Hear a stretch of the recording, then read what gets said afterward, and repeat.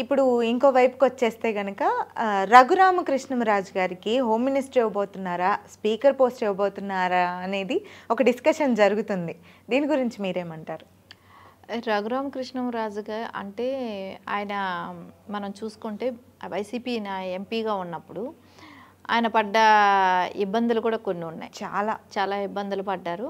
So ఆయన అంటే ఆయన అదే పార్టీలో ఉంటూ జగన్మోహన్ రెడ్డి విమర్శించిన విధానంలోనే ప్రజలందరినీ కూడా ఆకట్టుకోవటం జరిగింది.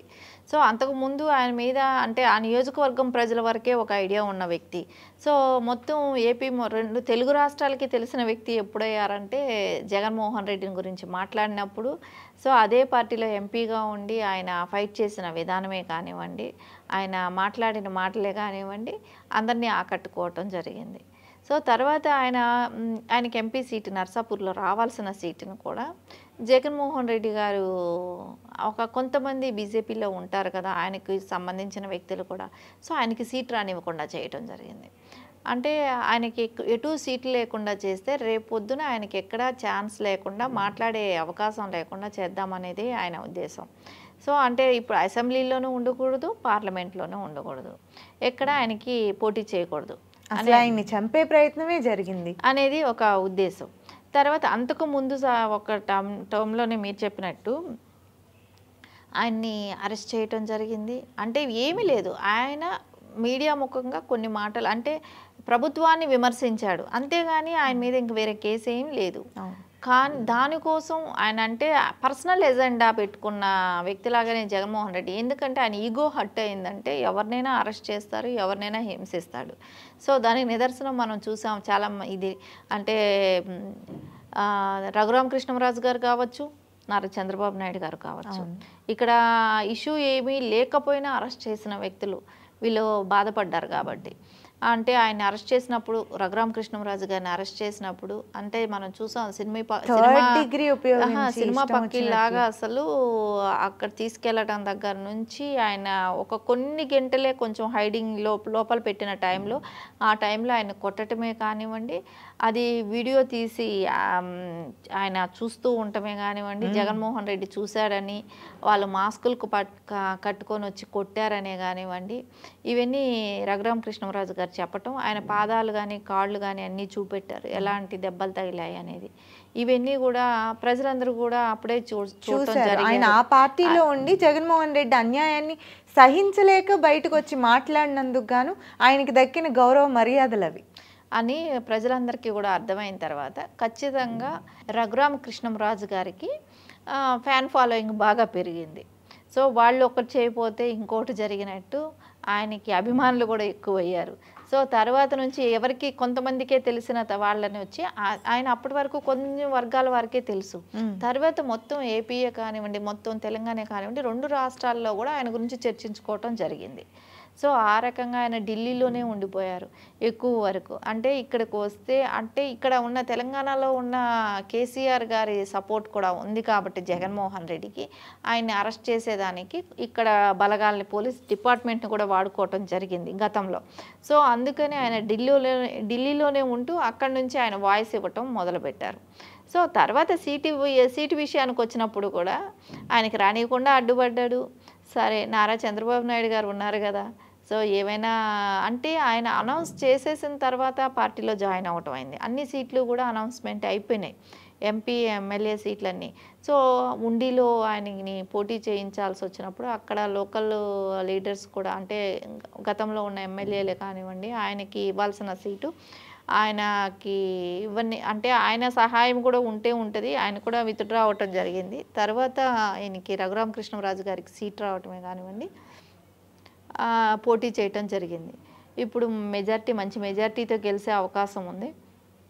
ఒకటి ఎవరికైనా కూడా ఒక వెయిటింగ్లో ఉంటారు, ఎందుకంటే రఘురామకృష్ణంరాజు గారు అండ్ జగన్మోహన్ రెడ్డి వీళ్ళిద్దరూ అసెంబ్లీకి వస్తే ఎలా ఉంటుంది, సో అసెంబ్లీలో వీళ్ళ స్పీచ్లు ఎలా ఉంటాయి. సో ప్రతిదానికి కౌంటర్గా రఘురామకృష్ణంరాజు గారే లెగుస్తారు రేపొద్దున, ఎందుకంటే సమాధానం ఆయనే చెప్పడానికి లెగుస్తారు. ఇవన్నీ కూడా చూస్తుంటే అందరికీ కూడా ఒక ఇంట్రెస్టింగ్ ఉంటుంది. రేపొద్దున ఇప్పటి వరకు ఎవరైనా అసెంబ్లీ చూడని వాళ్ళు తక్కువ మంది చూసేవాళ్ళు, సెక్షన్స్ గురించి ఇప్పుడు అందరూ కూడా చూస్తారు, Interesting గా ఇంట్రెస్టింగ్ గా చూస్తారు, సినిమాలు చూసినట్టే చూస్తారేమో, అవును. అంత ఇది వస్తుంది. మీ స్పీకర్ వస్తే ఆయన్ని ఖండించాల్సిన, అంటే ఆయనకి టైం ఇవ్వకపోతే ఆయన పడే బాధలు కూడా తెలియాలి కదా, తెలుస్తుంది కదా. తెలియాలి. సో ఖచ్చితంగా ఎవరికైనా అనిపిస్తుంది, కానీ ఇదంతా కూడా నారా చంద్రబాబు నాయుడు గారు అండ్ డెసిషన్ మీదే ఆధారపడి ఉంటుంది కాబట్టి.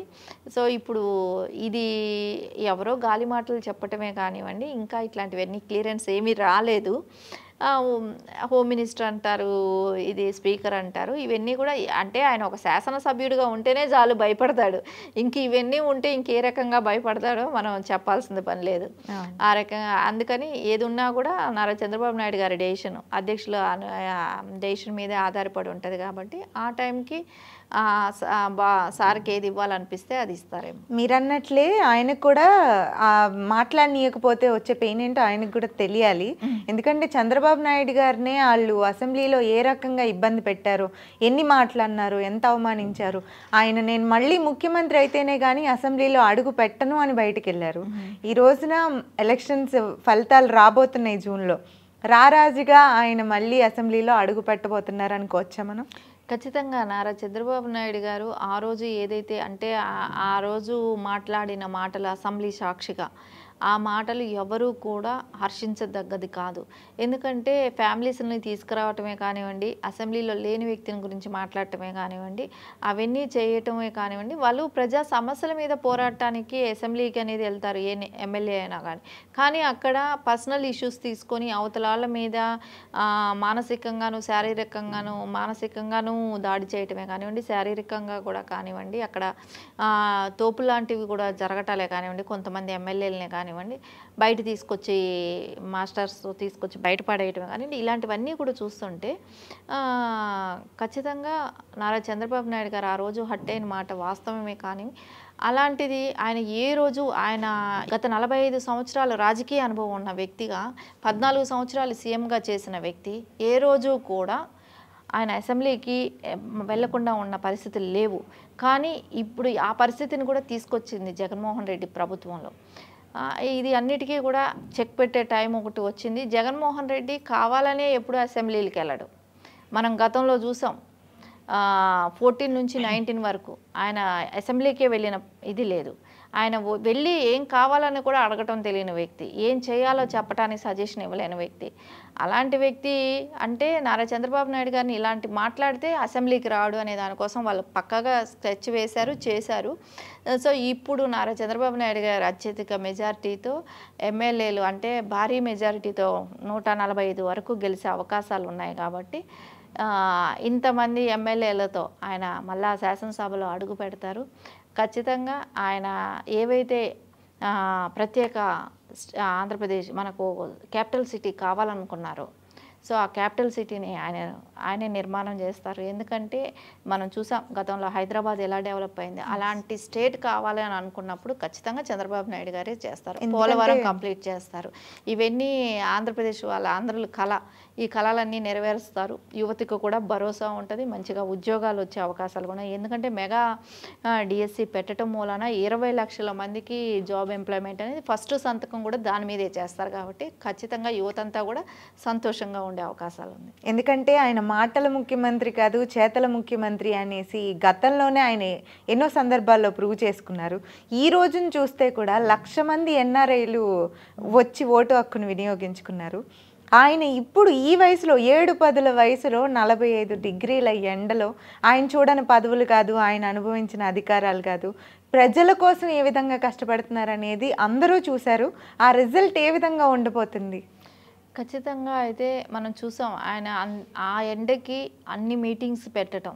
జగన్మోహన్ రెడ్డి అసలు బస్సు యాత్ర పొద్దున ఒకటి పెట్టినా సాయంత్రం ఒకటి పెట్టడానికి కష్టపడ్డారు. కానీ నారా చంద్రబాబు నాయుడు గారు 4 మీటింగ్స్ పెట్టడం, సో మధ్యాహ్నం 1 o'clock టైంకి కూడా పెట్టగలిగారని అంటే ఆయన స్టామినా ఏంటో అసలు మాలాంటి వాళ్ళకే అంటే ఆ టైంలో తిరగటం అనేది చాలా కష్టం. కానీ ఆ బస్సు మీద అలా నిలబడి స్టేజ్ మీద రోజుకు 3-4 పెట్టడం అనేది, సో ఆయన చూసి నేర్చుకోవాల్సింది చాలా ఉంది. ఆయనకున్న స్టామినా, విల్ పవర్. సో ఎవరికైనా అంతవరకు పని చేయటం అంటే కూడా మనలాంటి వాళ్ళమైనా కూడా గ్రేట్గా ఫీల్ అవ్వాలి ఆ వయసులో వరకు, అంతవరకైనా. సో ఆయన చూసి నేర్చుకోవాల్సింది చాలా ఉంది. Thank you ma'am.